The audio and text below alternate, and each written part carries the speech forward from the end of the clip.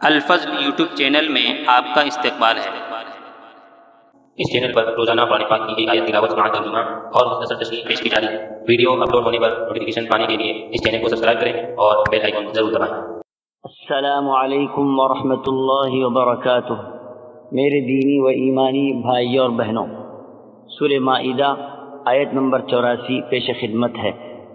اعوذ باللہ من الشیطان الرجیم وما لنا لا نؤمن بالله وما جاءنا من الحق ونطمع أن يدخلنا ربنا مع القوم الصالحين۔ اور ہمارے پاس کون سا عذر ہے کہ ہم اللہ تعالیٰ پر اور جو حق ہم کو پہنچا ہے اس پر ایمان نہ لائیں، اور ہم اس بات کی امید رکھتے ہیں کہ ہمارا رب ہم کو نیک لوگوں کی رفاقت میں داخل کرے گا۔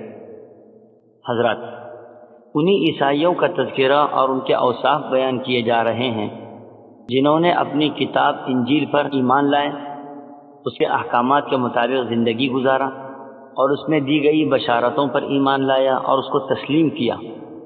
یہ اس وجہ سے کہ انہوں نے نبی کریم صلی اللہ تعالی علیہ وسلم کو آخری نبی بھی تسلیم کیا اور قرآنی آیات پر بھی ایمان لائے۔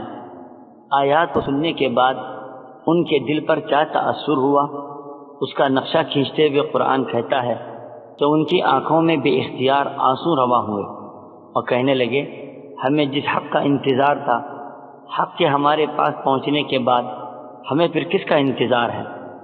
ہمیں تو آگے بڑھ کر ایمان لانا چاہیے اور ان باتوں کو قبول کرنا چاہیے، اور ہم اللہ سے بھی اس بات کی امید و توقع رکھتے ہیں کہ پروردگار ہمیں ایمان لانے کی بدولت نیک لوگوں میں شمار فرمائیں گے۔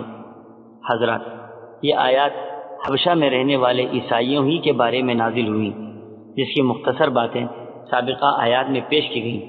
اس کے علاوہ کئی ایک مقامات پر اس طرح کے عیسائیوں کا تذکرہ کیا گیا ہے اور ان کی تعریف بھی کی گئی ہے۔